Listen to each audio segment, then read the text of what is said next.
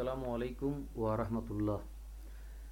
গুরুকুল শিক্ষার সঙ্গে সকলকে স্বাগত জানিয়ে শুরু করছি সি প্রোগ্রামিংয়ের উপরে ষষ্ঠ লেকচার। বিগত লেকচারগুলোতে আমরা শিখেছি কিভাবে করে হেডার ফাইল কল করতে হয়। এখানে হেডার ফাইল দেখা যাচ্ছে এবং হেডার ফাইল এর একটি নাম দেখা যাচ্ছে stdio.h standard input output dot header, অনুরূপভাবে কোনীয়.h। এই ভয়েডের অর্থ আমরা জানি, শিখে ফেলেছি। মেইন তার অর্থ শিখেছি, এই ভয়েডের অর্থ শিখেছি। এখানে একজোড়া কার্লি ব্রেস, এটা একটা, আর ঠিক নিচে একেবারে নিচে একটা আছে, অর্থাৎ সেকেন্ড ব্র্যাকেট একজোড়া। এই সেকেন্ড ব্র্যাকেটের ভিতরে মেইনের মূল প্রোগ্রামটা লেখা থাকে, যার এক একটা ফাংশন মেইন অপারেট করিয়ে নেয় একটার পর একটা, লাইন বাই লাইন। এখানে ক্লিয়ার স্ক্রিন, আউটপুট স্ক্রিনে পূর্বে থেকে কিছু থাকলে সেটাকে পরিষ্কার করবে। এখানে ইন্টিজার আই, অর্থাৎ আই নামক একটি ইন্টিজার টাইপের ভেরিয়েবল লোকেশন আমরা ফিক্স করেছি। এগুলো সব আগে শেখা হয়ে গেছে। প্রিন্টএফ দিয়ে ইউজারকে একটি ইনস্ট্রাকশন দেওয়া হচ্ছে, প্রোগ্রাম রান করলে এই ইনস্ট্রাকশনটা আসবে, এন্টার এ পজিটিভ ইন্টিজার, অর্থাৎ একটা যোগবোধক পূর্ণ সংখ্যা এন্টার করতে বলবে। তারপরে দেখা যাচ্ছে এখানে স্ক্যানএফ দিয়ে সেই ইন্টিজারটাকে আই নামক ইন্টিজার লোকেশনে অ্যাড্রেস করা হয়েছে, অর্থাৎ সেখানে রাখা হয়েছে। এই স্ক্যানএফের কারণে কার্সরটা এই জায়গায় ব্লিঙ্ক করতে থাকবে। তারপরে একটি ইন্টিজার ইনপুট দিয়ে এন্টার করলে সেই স্ক্যানএফটি কাজ করবে, অর্থাৎ এই আই নামক স্থানে আমাদের ভ্যালুটি রেখে দেবে। এবার আমরা আগের প্রোগ্রামে যে শিখেছিলাম, গত প্রোগ্রামে অর্থাৎ গত লেকচারে, অর্থাৎ লেকচার 5-এ আমরা শিখেছিলাম কীভাবে করে ইফ প্রোগ্রাম কন্ট্রোল স্টেটমেন্টটি ব্যবহার করতে হয়।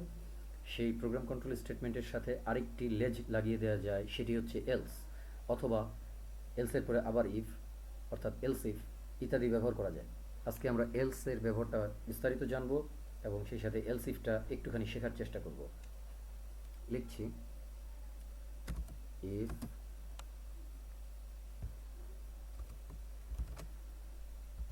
ইফের ভিতরে, ফার্স্ট ব্র্যাকেটের ভিতরে, ইফের পরে যে ফার্স্ট ব্র্যাকেট আছে তার ভিতরে যে স্টেটমেন্টটা দেওয়া হয়, সেই স্টেটমেন্টটা যদি ট্রু হয়, অর্থাৎ সেটা যদি চেকে অ্যাপ্রুভড হয়, অর্থাৎ যা আমরা যে শর্তটি দিয়েছি সেই শর্তটি যদি মানা হয়, তাহলে ইফের ভিতরে 1 আসে, অর্থাৎ ইফ অপারেট করে। আর যদি 1 না হয়, 0 আসে, অর্থাৎ ফলস হয়।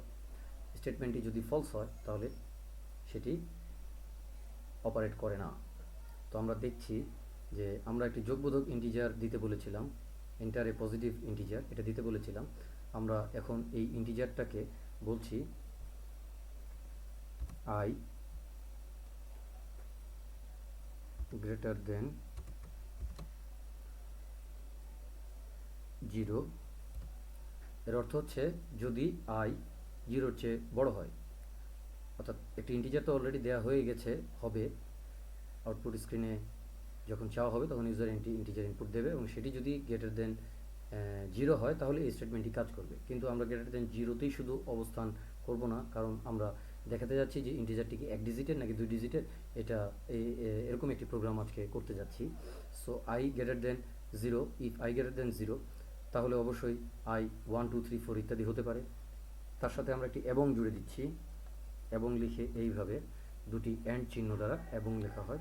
এবং আই স্মলার দেন, আই কী হতে হবে, 1 ডিজিটের হওয়ার জন্য ইন্টিজারটি, অর্থাৎ পূর্ণ সংখ্যাটি 1 ডিজিটের, অর্থাৎ 1 থেকে 9-এর ভিতরে হওয়ার জন্য, যোগবোধক পূর্ণ সংখ্যাটি 1 ডিজিটের হওয়ার জন্য আইকে অবশ্যই 10-এর চেয়ে ছোটো হতে হবে, কারণ 10 2 ডিজিটের সংখ্যা। তাহলে আমরা এখানে লিখছি smaller then 0, if I greater than 0 and I smaller দেন, 0 না, এখানে হবে 10, আই গ্রেটার দেন 10, অর্থাৎ 0-এর চেয়ে বড় এবং 10-এর চেয়ে ছোটো সকল ইন্টিজারই কিন্তু আমাদের 1 ডিজিটের হয়ে থাকে। তখন এখানে স্ক্রিনে প্রিন্ট করবে printf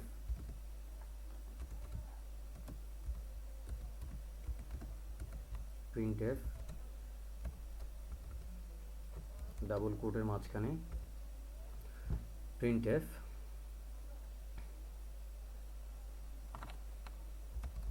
you entered a one digit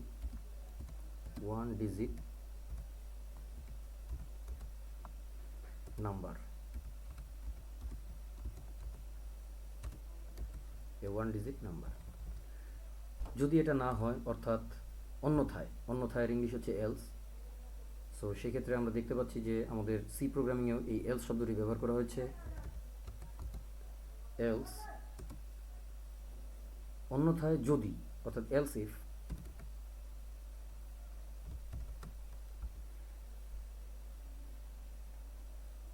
I greater than দিচ্ছি, গ্রেটার দেন আমরা দিলাম 9 দিচ্ছি, অর্থাৎ 9-এর চেয়ে বড় যদি হয়, 9-এর চেয়ে বড় ইন্টিজার হচ্ছে 10, অর্থাৎ 2 ডিজিটের সংখ্যা শুরু হয়ে গেল, এবং আই স্মলার দেন 100, 100-এর নিচে সবগুলোই 2 ডিজিটের, 9-এর চেয়ে বড় সব 2 ডিজিটের, এবং 100-এর চেয়ে নিচে সব 2 ডিজিটের। তাই আমরা বলছি সেক্ষেত্রে প্রিন্ট করবে প্রিন্ট ফাংশন যথারীতি লাস্টে একটা সেমিকোলন। কেন দিতে হয় আমরা সব শিখেছি আগেই। এখন আমরা লিখছি print F U entered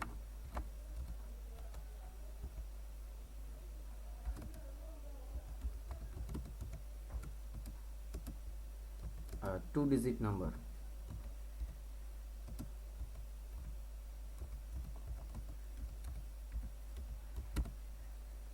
You entered a 2-digit number। অন্যথায় আরেকটি এলস আমরা ব্যবহার করছি। ইচ্ছামতো এলস এবং ইচ্ছামতো ইফ ব্যবহার করা যায়, ইচ্ছামতো এলস ইফ ব্যবহার করা যায়। সো আরেকটা এলস আমরা ব্যবহার করছি অন্যথায়।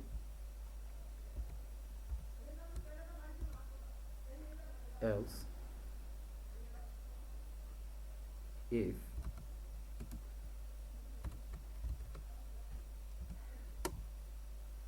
I greater than যদি I 99 চেয়ে বড় হয় অর্থাৎ 3 ডিজিটের হয়,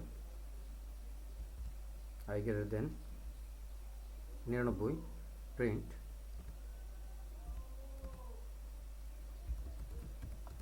printf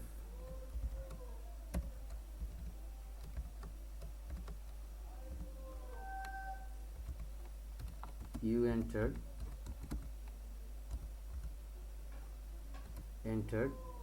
more than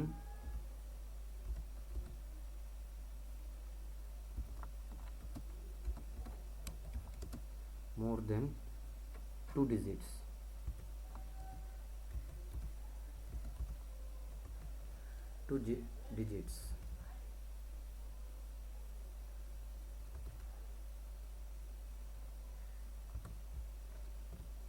You enter more than 2 digits।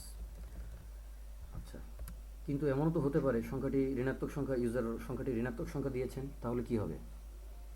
অর্থাৎ অন্যথায় হয় 1 ডিজিটের হবে, অর্থাৎ 2 ডিজিটের, অথবা 2 ডিজিটের হবে, অথবা 2 ডিজিটের চেয়ে বেশি হবে, অথবা এমনও তো হতে পারে যে সে নেগেটিভ সংখ্যা বা কিংবা শূন্য দিয়েছে।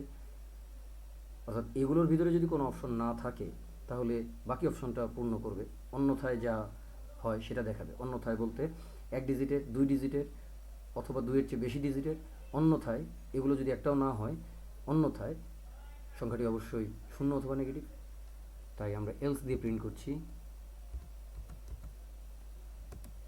এলস printf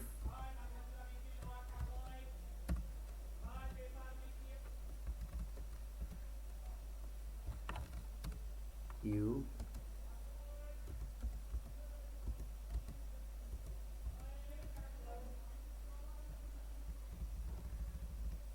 did not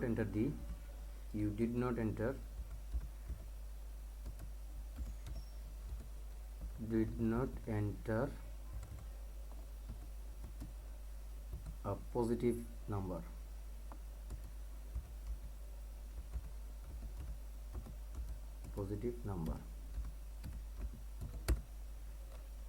এখানে প্রোগ্রামটি শেষ হচ্ছে। আমরা রান করে দেখি। আমরা যথারীতি রান অপশন থেকে রান করছি, ড্রপডাউন উইন্ডো থেকে enter a positive integer. So আমরা দিচ্ছি 4, দেখাচ্ছে you entered a 1 digit number. So অনুরূপভাবে প্রোগ্রামটা আবার রান করে বিভিন্ন ডিজিটের নাম্বার, নেগেটিভ নাম্বার, শূন্য ইত্যাদি দিয়ে দেখা যেতে পারে প্রোগ্রামটি সঠিকভাবে রান করছে কিনা। সকলকে ধন্যবাদ জানিয়ে শেষ করতে চাচ্ছি আজকের লেকচার। পরবর্তী লেকচার দেখার জন্য আমন্ত্রণ রইল। পরবর্তীতে আমরা সি প্রোগ্রামিং ল্যাঙ্গুয়েজের আরও বিভিন্ন কন্ট্রোল স্টেটমেন্ট দেখব। গুরুকুল এডুকেশন ক্লাবকে সাবস্ক্রাইব করুন, জিকে এডুকেশন ক্লাবের সঙ্গেই থাকুন। ধন্যবাদ।